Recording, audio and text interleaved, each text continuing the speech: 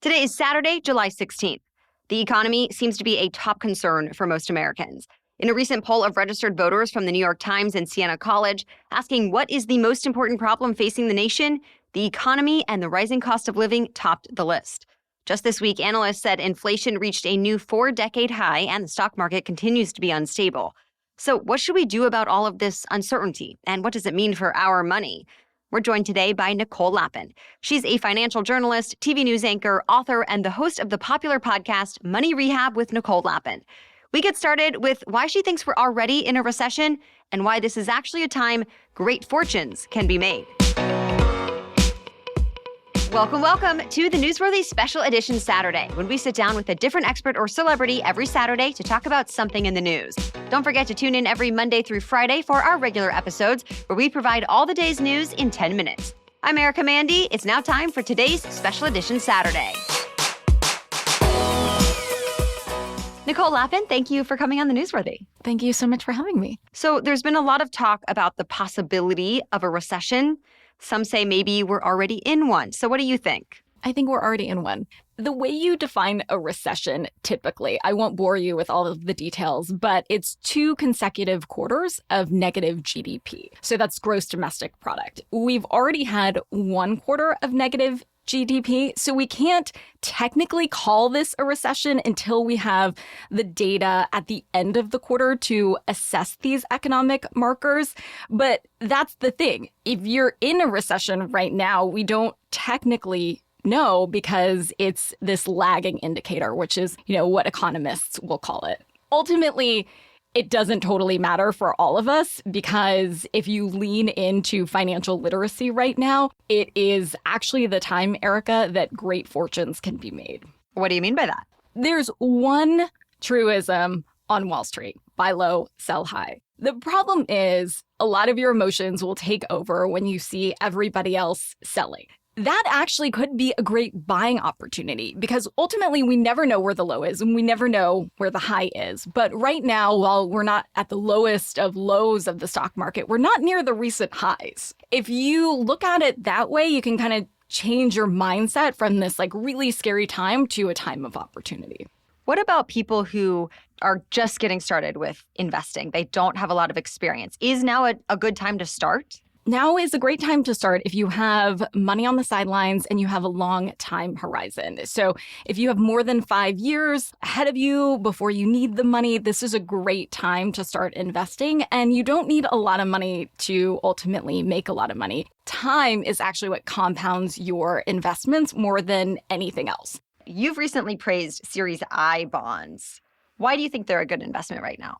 Series I bonds are a great investment right now because the I stands for inflation and inflation is high, but I bonds are essentially inflation-proofing your money with the latest interest rate. I think it's 9.62% annualized. So you can invest in Series I bonds by going to treasurydirect.gov. It's backed by the government. You can invest up to $10,000, but as little as $25 for a bond that essentially helps you inflation-proof your money. So other than the stock market, how do you recommend preparing for an economic downturn? So I would suggest to try and pay off your debt if you have it, especially credit card debt. So as interest rates go up, the interest on your debt goes up, and credit card debt snowballs the fastest. So remember that not all debt is created equal. If you have different kinds of debt, totally understand. I've been there. I would rank the highest interest rate first and make sure that you're paying that down. So typically that's going to go from your credit card debt to your car loan or car note, to your mortgage, to your student loans. And, as someone who had been in a boatload of debt before, just remember, if we're going to keep it real, the creditors can take away your house, they can take away your car, they can't take away your brain. So that's why I put student debt at the bottom. So the Fed is raising interest rates because they're trying to get inflation under control. But that's part of the reason we could be facing a recession. So why do they think inflation is so bad that they are even willing to possibly send the U.S. economy into a recession to get it under control? To slow inflation, the Fed wants to make it harder to borrow money, and so the Fed raises interest rates. For a long time, I couldn't figure out the link between inflation and interest rates. And I was like, yeah, why is it bad for the economy when money is easy to borrow? That makes sense to me. More borrowing means more spending, right? And more spending should be great. It all comes back to supply and demand. During tough economic times like a pandemic, a war, when people anticipate that money will be hard to come by, they want to keep all that money. However, it becomes really problematic, Erica, when people don't spend money because the economy grinds to a halt. And so the government's rationale is if the economy is slowing down, let's make it easier for people to borrow money so they have money to spend. But ultimately, when too much spending happens, they have to slow that down in order to curb inflation.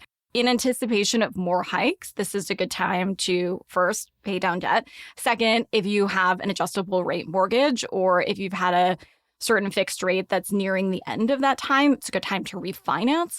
And also, if you are in the market for a car, but you haven't decided on one yet, it could be a good time to lock in that rate. And all you have to do is ask a dealer for that. And the worst thing they can say is no.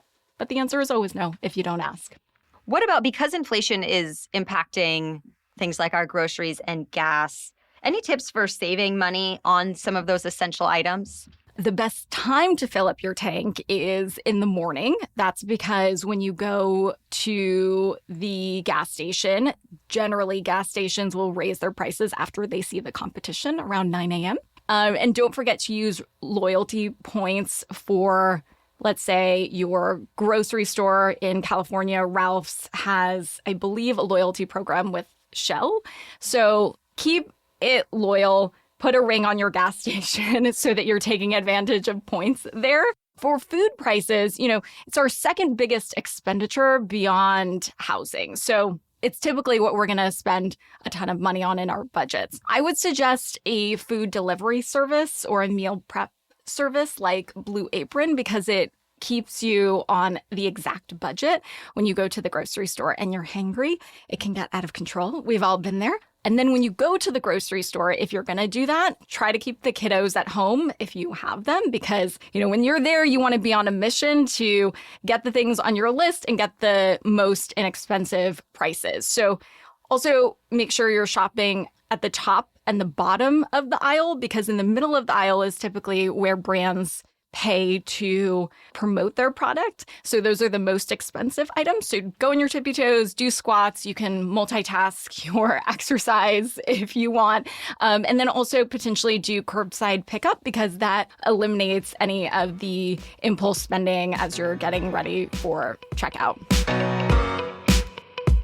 Still ahead, why are people so hesitant to talk about money? Nicole has some thoughts on that one.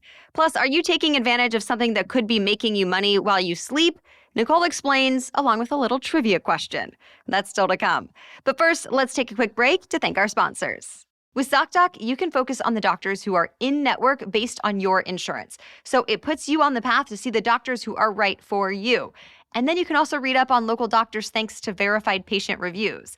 So no more wasting time hunting down the cash-only chiropractor your friend recommended or calling the dentist your coworker suggested only to learn that she's out of network. ZocDoc is a free app that shows you doctors who are patient-reviewed, take your insurance, and are available when you need them.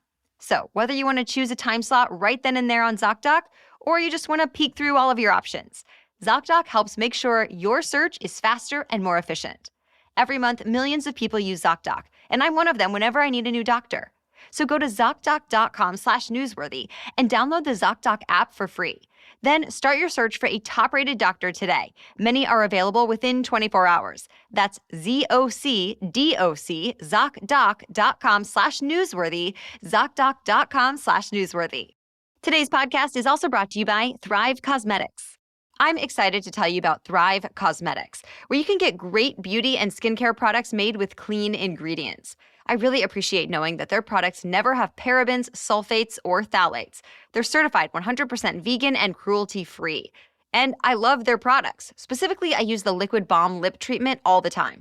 It feels really nice on, it looks great as a shiny, clear gloss, and it keeps my lips nice and moisturized. I just keep it in my purse all the time now, and I'm planning to get their exfoliating lip scrub next. I also like the Liquid Lash Extensions Mascara. It's a bestseller, and it has 20,000 5-star reviews for a reason. And no matter what products you buy from Thrive Cosmetics, here's an added bonus. Cause is in their name on purpose. Every purchase supports organizations that help communities thrive. Their mission is called Bigger Than Beauty, and it supports a variety of causes. Now is a great time to try Thrive Causemetics for yourself. Right now, you can get 15% off your first order when you visit thrivecosmetics.com/newsworthy. That's Thrive Cosmetics, CAUSEMETICS.com/newsworthy for 15% off your first order. Okay, now back to my conversation with Nicole Lapin. Do you think that money is still a taboo topic? Do people still struggle talking about it? And if so, why? I think that we don't learn this stuff in school. We will talk about just about everything before we talk about money. I'll go to dinner with my girlfriends and ask them about their sex life or their bikini wax, and they'll happily tell me. And then I ask them about what they're making or what's in their bank account, and then it's crickets. So I think we have to open up the dialogue. Yeah, we didn't learn it in school. We learned a bunch of BS that I would not suggest if I were in charge of the world, like how to dissect a frog or the Pythagorean theorem. It would have been way better if we learned how to do a budget or our taxes or a business plan. And I grew up in an immigrant family, so first generation American, only dealt with cash growing up, never talked about mortgages. I didn't know what a mortgage was until I was in college and got a job as a business reporter and had to figure it out, the school of hard knocks. But we don't learn it. We don't learn it with our families in most cases. And so I think there's a lot of shame around money and people not knowing things they think they should. But the reality is everybody is in the same boat. Your latest book, Miss Independent, is all about how to achieve financial freedom. So how do you define financial independence, and what are some of your favorite tips from the book? So financial independence to me means having your own back, no matter what relationship you're in or job you have or don't. It's the ability and freedom to leave a crappy relationship or a toxic job because you have the money, and that means freedom to do so. And the best way to grow your own wealth is to take advantage of the beautiful, beautiful force of compound interest that Einstein calls the eighth wonder of the world. And that's where your money is literally making money for you while you're sleeping. You work so hard for your money. I think it's time it returned the favor. And you're never as young as you are today. So as far as I'm concerned, today is as good a day as any to start investing and taking advantage of that beautiful force of compound interest that literally makes you money while you're doing nothing, while you're sleeping. Explain that a little bit more. So let's say you have $100. I'm not talking about a lot of money right now. So if you put $100 a month in the market, and by the market, I mean an index fund, when you're 25, by the time you retire, you'll have $1 million. Here's a question that some people use to illustrate this point. So what would you rather me give you? $10,000 a day for a month, or 1 penny doubled for a month? Oh, I think I've heard this before. I'm going to guess it's the penny just because it would be more shocking. It is more shocking. And that is the better choice for sure. So I think you get about $5 million if you do it that way, versus $300,000, which is a lot of money, but it's not $5 million. And that's the power of compound interest, where you're making money on your money. That growth is creating even more growth. So invest what you can now in some of these index funds is a great starting point if you don't know what else to do. What I like about index funds is that they are diversified. So if something within that index fails, you have other things to prop it up. And if a company, for whatever reason, becomes not worthy of the S&P 500, they kick them out and then they put a better company in there. So you're always getting high quality stocks. Is there any final thought or final takeaway for our audience you want to leave them with?